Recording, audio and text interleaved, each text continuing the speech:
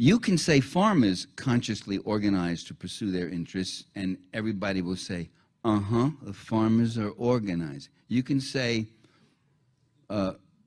machinists or auto workers are organizing, and everybody says, they're consciously organizing and pursuing, or school teachers or other people. But if you say that the people who own most of America and most of the world, if you say they consciously organize and pursue things to get what they want, then you hear people saying, "Oh, you have a conspiracy theory? You think that's you think they really do that?" The alternative to a conspiracy theory is an innocence theory. That is, they do all this stuff, but they're not pursuing self-interest. They just do it, you know. The other alternative is a somnambulist theory. Somnambulism is the tendency to walk in your sleep. David Rockefeller gets up in the morning and he says, "What am I going to do to advance my interests and protect my interests?" No, that would be conspiratorial. Hey, well, that stuff happens, whatever, you know, it's okay. Another alternative would be coincidence theory. It's just a coincidence that this happened. What or sometimes a variation of coincidence theory is uncanny theory.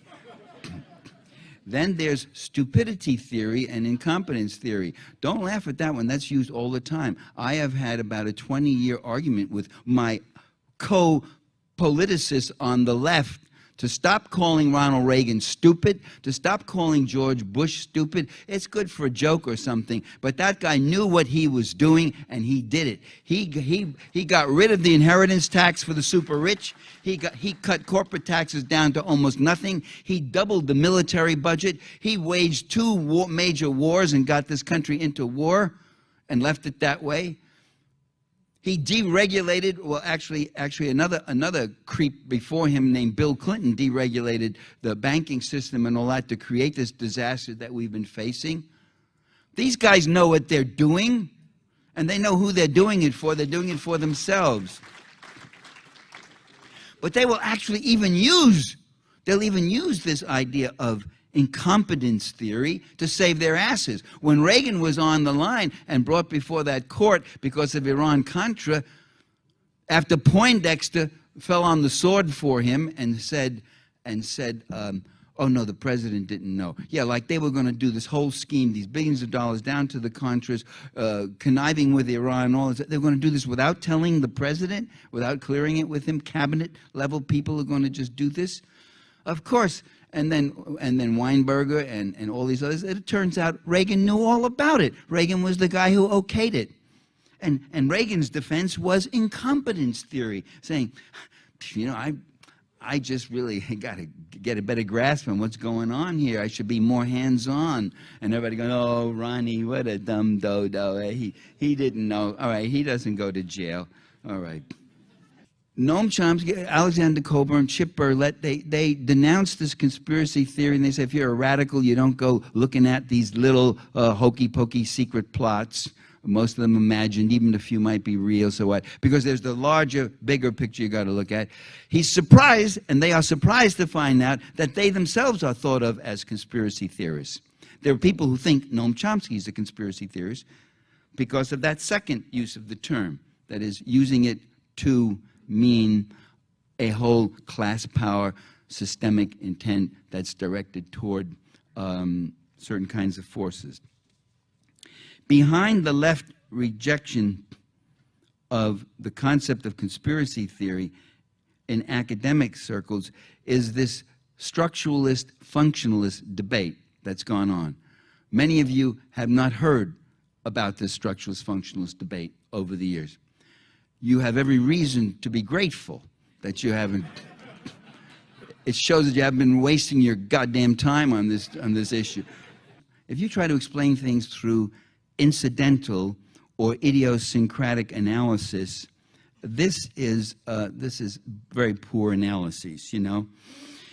if you try to say, well, the Spanish-American War happened because McKinley was all sort of scared and weak, and Teddy Roosevelt was a real bombastic, and these personalities of the actors, and that brought the war on, that is a very limited and dubious analysis of trying to explain historical phenomena. That the more impersonal and the more systemic, then the more radical. And the more systemic, the less volitional.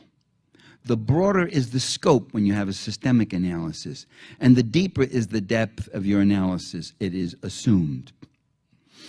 But what they're assuming here, you see, is a conflict between structural factors and functional factors, volitional factors, where people are consciously acting as actors with conscious intent.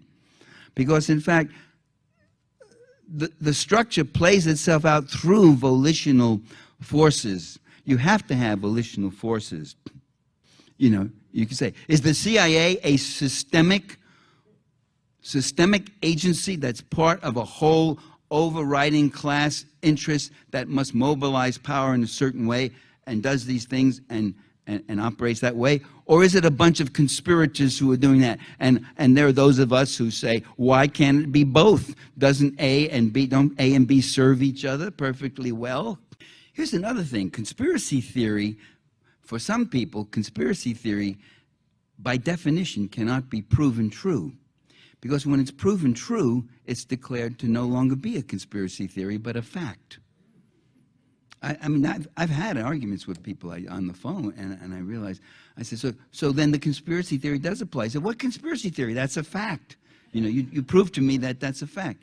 I said, but it's a conspiracy fact. It's people colluding in secret to pursue illegal and unlawful and immoral goals with the intent of advancing the interests of people who are not acknowledging their association to this action. One theorist I will quote, J.G. McQuarrie, who wrote a book called The Veil and the Mask, a book which I recommend to you if you like bloated, turgid, self-inflated theorizing that never pauses to substantiate his pronouncements. And McQuarrie, he says, conspiratorial accounts of social dynamics are produced by vulgar Marxists. He further asserts that class interest is seldom a conscious matter. That's the cool position. Less cool than him was 1837, a congressperson by the name of Abraham Lincoln. And this is what Abraham Lincoln said in 1837, quote, "These capitalists generally act harmoniously," that's in concert, together, and in concert, they generally act harmoniously and in concert to fleece the people. Now today, Abe Lincoln would be dismissed as a conspiracy theorist. He is ascribing conscious intent to a class interest. We know that isn't the way it works, they say. Now, for some, conspiracy is by definition ridiculous and non-existent. But in fact, brothers and sisters, conspiracy is a very real thing. In fact, it's a concept in law. Conspiracy means people go to jail for it. It means planning or acting together in secret, especially for an unlawful or harmful purpose, often with the use of illegal means. It's come to mean, in fact, any machination, plot, or concerted deception.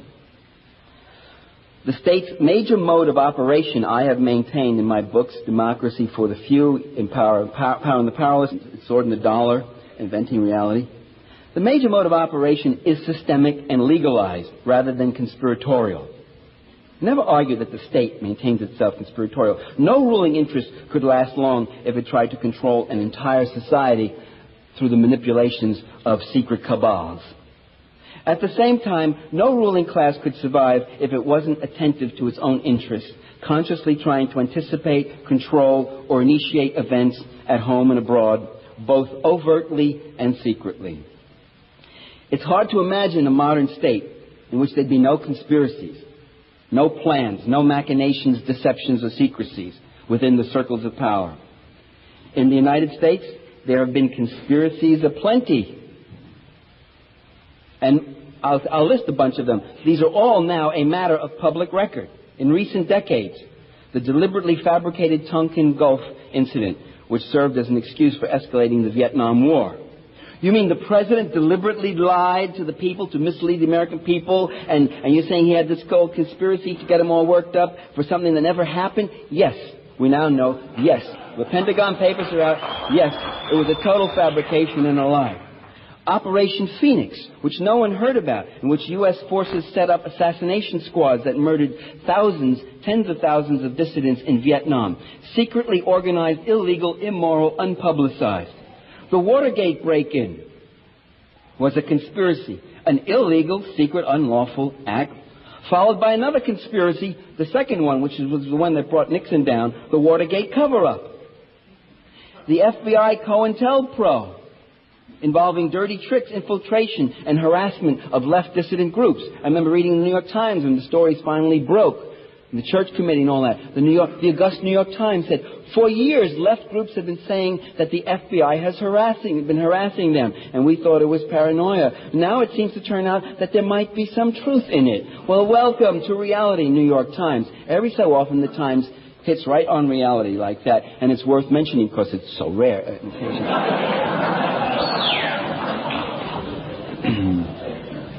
Iran-Contra, in which executive leaders conspired to circumvent the law, secretly, illegally selling arms to Iran in exchange for funds that were then used in covert actions against Nicaragua.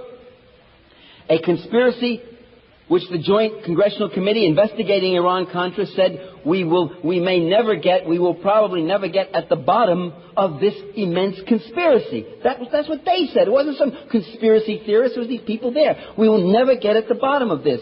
Certainly not the way you guys are investigating it. You would never get at the bottom of it. The function of the investigation is to uncover some stuff to let you know that the system is self-rectifying and self-cleansing, but not uncover too much as to destabilize the state itself. And you heard guys on the committee saying, we need a successful presidency. We must be careful what we're doing. All that. Conspiracies, I maintain, are carried out regularly by the national security state. What's the national security state? It's the White House Executive Office. It's elements within the State Department and the Pentagon. It's the Joint Chief of Staff. It's the National Security Council, the National Security Agency, and the CIA and other intelligence agencies. That conglomeration or operational link groups in that conglomeration are what is known as the national security state. The national security state is involved in secretly planned operations around the globe. It resorts to low-intensity warfare, special forces, undercover agents, surveillance and infiltration and destruction of dissident groups, the bribing of state leaders, unlawful break-ins, the training of death squads and torturers, political assassination, counterinsurgency suppression, and terrorist military forces against revolutionary governments, as in Angola, Mozambique, and Nicaragua. Our rulers themselves explicitly call for conspiratorial activities. They publicly admit it, except they don't call them conspiracies. They call them covert action, clandestine operations, special operations, and national security. If for some reason you don't want to call these undertakings conspiracies, don't call them conspiracies. Give them another name. Call them peekaboo operations, surprise, surprise initiatives. Call them whatever you want, but recognize them for what they are, as willfully planned actions whose real intentions are almost always denied. If they're not conspiring, why all the secrecy? I'm reminded of my friend Phil Agee. He was just here a few months ago, and I was sitting having coffee with him. He gave a talk here in Berkeley. When Phil left the CIA, disillusioned because he thought America was helping the world, and he found out America was doing something quite the opposite, and he left. He wrote a book called Inside the Company. The book was banned from the U.S., and I remember that. And the government said, national security is banned. And I said, well, wait a minute. The book has been published in Europe in French, German, Spanish, Italian, Portuguese. I said, and doesn't the KGB have anyone who reads French or German? The book was even available in English in Canada. No, the reason the ban was not intended to keep Agee's expose from foreign enemies, but from the American public. It was not national security, but the political interest of the national security state in continuing to deliberately lie and mislead the American public. Class rule is not achieved solely by pressure group politics, by interest group politics. Class rule is not achieved solely by big campaign donations, lobbyists, and other manifestations of interest group politics. Interest group politics operates within a systemic totality of power and class interest. It operates within the dynamics of a capitalist state system, which over and above the desires of any individual elites imposes its own necessities. It has to act as the agent of class control. It has to mobilize repressive forces at home and abroad. It has to limit and repress dissent. It has to control information and manipulate opinion. This is the essence of the state. That's what the state is about. It's to act as an overarching conscious agent, a conscious agent for maintaining the entire system, doing what no private interest group can do to buttress class hegemony. To put it simply, the function of the capitalist state is to sustain the capitalist order, and it must consciously be doing that. So for those who would deny conscious intent, we would ask, what is the function of the state?